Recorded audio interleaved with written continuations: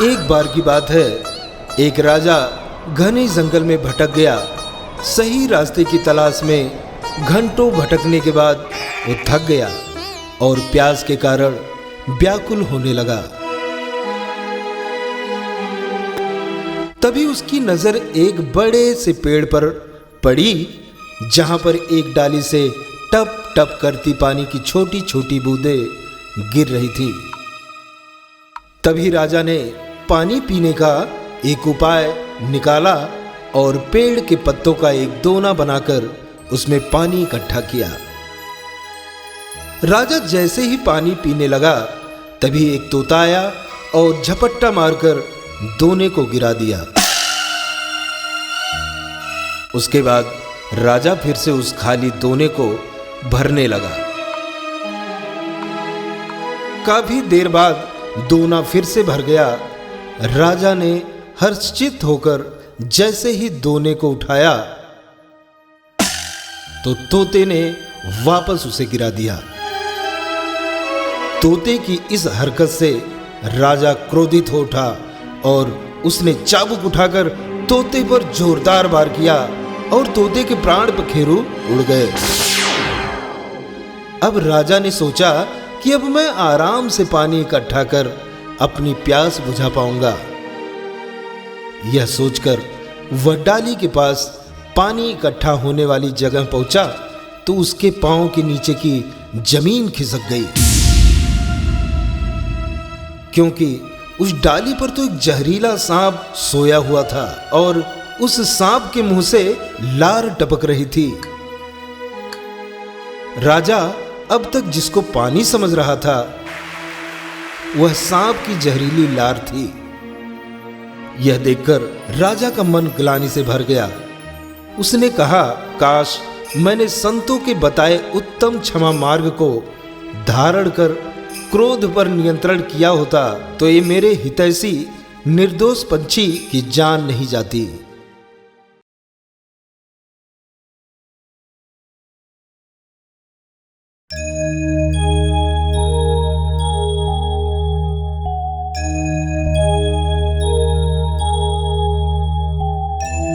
एक बार एक राजा के राज्य में महामारी फैल गई।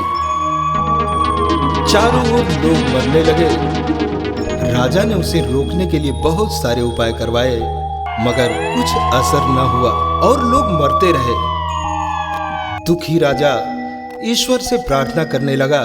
तभी अचानक आकाशवाणी हुई, हे राजन, तुम्हारी राजधानी के बीचों बीच जो पुराना सूखा कुआं है, अगर अमावस्या की रात को राज्य के प्रत्येक घर से एक एक बाल्टी दूध उस कुएं में डाला जाए तो अगली ही सुबह ये महामारी समाप्त हो जाएगी और लोगों का मरना बंद हो जाएगा।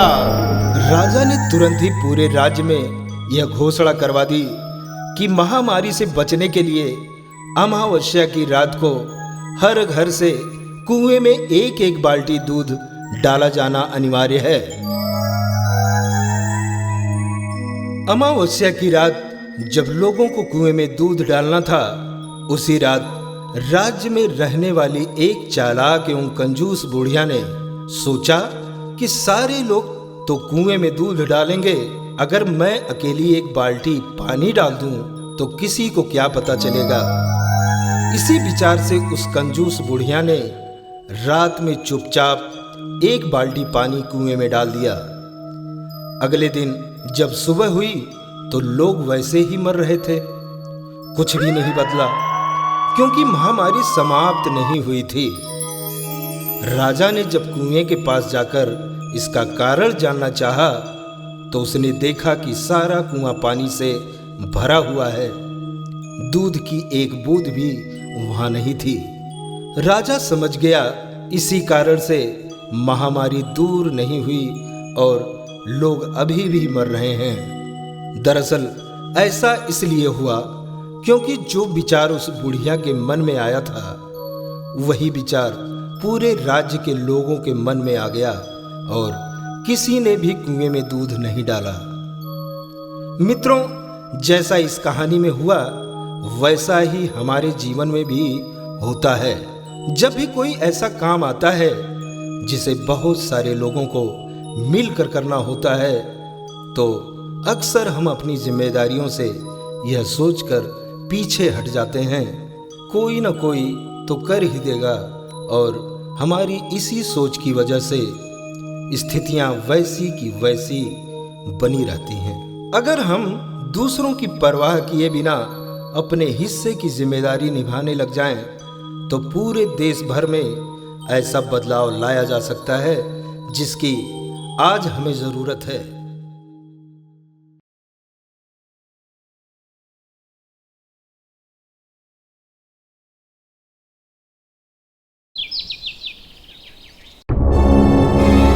डाकू अंगुलीमाल मगध के जंगलों की गुफा में रहता था। वह लोगों को लूटता था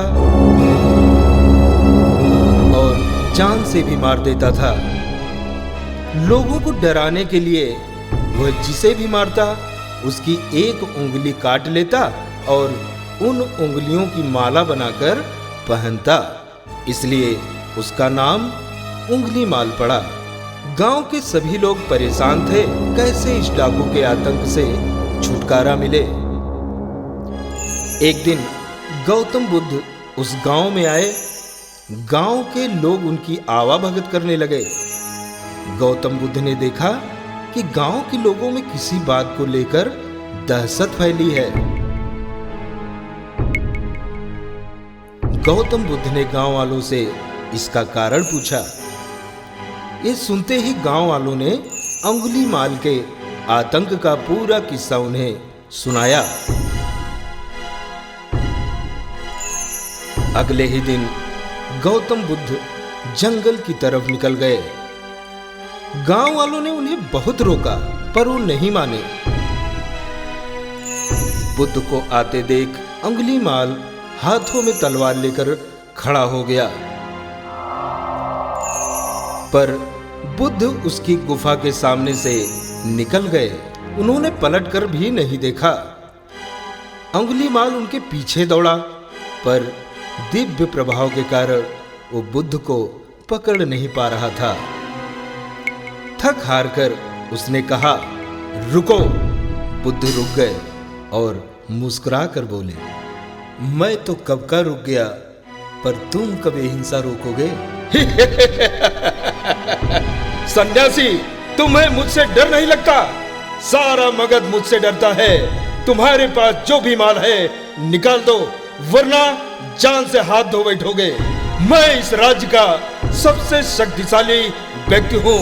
बुद्ध जरा भी नहीं घबराए और बोले, मैं ये कैसे मान लूं कि तुम ही इस राज्य के सबसे शक्तिशाली इंसान हो? तुम्हें ये साबित करके दिखाना होगा। कैसे साबित करना होगा? तुम उस पेड़ से 10 पत्तियां तोड़ कर लाओ।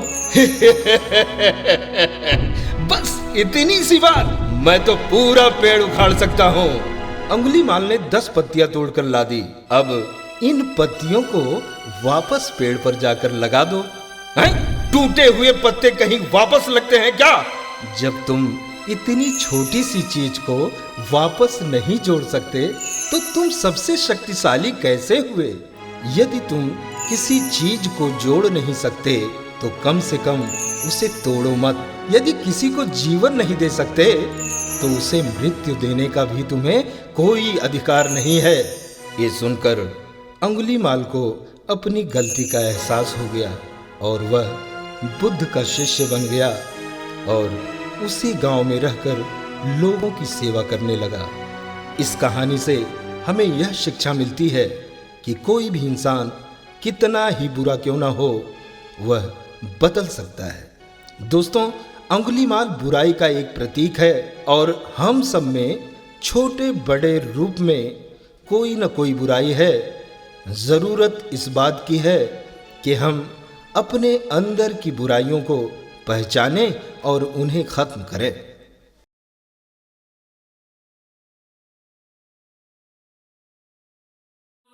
प्राचीन काल में महाराजा शिवी बड़े ही दयालु और धर्मनिष्ठ राजा थे। राजा एक बार एक महायज्ञ कर रहे थे। इतने में एक कबूतर आता है और राजा की गोद में छिप जाता है।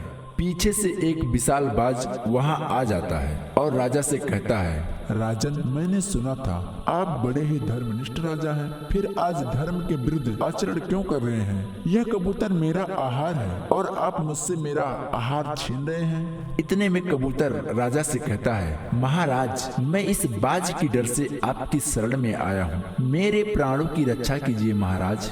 राजा धर्म संकट में पड़ जाते हैं, पर राजा अपनी बुद्धि और विवेक का प्रयोग करके कहते हैं, तुमसे डरकर यह कबूतर प्राण रक्षा के लिए मेरी शरण में आया है, इसलिए शरण में आए हुए इस कबूतर का मैं त्याग नहीं कर सकता, क्योंकि जो लोग शरणागत की रक्षा नहीं करते उनका कहीं भी कल्याण नहीं होता है। राजन, प्रत्येक प्राणी भूख से व्याकुल होते हैं। मैं भी इस समय भूख से व्याकुल हूँ। यदि मुझे इस समय यह कबूतर नहीं मिला तो मेरे प्राण चले जाएंगे। मेरे प्राण जाने पर मेरे बाल बच्चों के भी प्राण चले जाएंगे। हे राजन, इस कारण एक जीव के प्राण बचाने की जगह कई जीव के प्राण चले जाएंगे। शरण में आए हुए इस कबूतर को मैं तुम्हें नहीं दे सकता। किसी तरह तुम्हारी भूख शांत हो सकती हो तो बताओ। मैं अपना पूरा राज्य दे सकता हूँ, पूरे राज्य का आहार दे सकता हूँ, अपना सब कुछ दे सकता हूँ, पर यह कबूतर तुम्हें नहीं दे सकता। हे राजन, यदि आपका इस कबूतर पर इतना ही प्रेम है तो ठीक इस कबूतर के बराबर का तोड़कर आप अपना मांस दे दीजिए। मैं इससे अधिक नहीं चाहता। तुमने बड़ी कृपा की। तुम जितना चाहो उतना मांस मैं देने को तैयार हूँ। यदि यह शरीर प्राणियों के उपकार के काम ना आए तो प्रतिदिन इसका पालन पोषण करना बेकार है। हे बाज, मैं आपकी कथानुसार करता हूँ। यह कहकर राजा एक तराजू मंगवाते हैं और उसके एक पल्ले में कबूतर को बैठाकर दूसरे में अपना मांस काट काट कर रखने लगे और उस कबूतर के साथ तौलने लगे। कबूतर की रक्षा हो और बाज के भी प्राण बचे, दोनों के दुख का निवारण हो, इसलिए महाराजा शिवी अपने हाथों से अपना मांस काट के तराजू में रखने लगे। तराजू में कबूतर का वजन मांस से बढ़ता ही गया। राजा ने शरीर भर का मांस काट के रख दिया, परंतु कबूतर का पलड़ा नीचे ही रहा। तब राजा स्वयं तराजू पर चढ़ गए। जैसे ही राजा तराजू पर चढ़े, वैसे ही कबूतर और बाज दोनों ही अंतर ध्यान हो गए और उनकी जगह पे इंद्र और अग्नि देवता प्रकट हुए। इंद्र ने कहा, राजन, तुम्हारा कल्याण हो, और यह जो कबूतर बना था यह अग्नि है। हम लोग तुम्हारी परीक्षा लेने आए थे। तुमने जैसा दुष्कर कार्य किया है वैसा आज तक किसी ने नहीं किया। जो मनुष्य अपने प्राणों को त्याग कर भी दूसरों के प्राणों की रक्षा करता है वह परम धाम को प्राप्त करता है। अपना पेट भरने के लिए तो पशु भी जीते हैं, पर प्रशंसा के योग्य जीवन तो उन लोगों का है जो दूसरों के लिए जीते हैं। इंद्र ने राजा को वरदान देते हुए कहा, तुम चिरकाल का दिव्य रूप धारण करके पृथ्वी का पालन कर अंत में भगवान के ब्रह्मलोक में जाओगे। इतना कहकर वे दोनों अंतर ध्यान हो गए। दोस्तों, भारत वह भूमि है जहां राजा शिवी और दीक्षित जैसे लोग अवतरित हुए, जिन्होंने परोपकार के लिए अपना जिंदा शरीर दान दे दिया। और एक हम लोग हैं, जिंदा की तो बात छोड़िए, मरने के बाद भी अंग दान नहीं करते।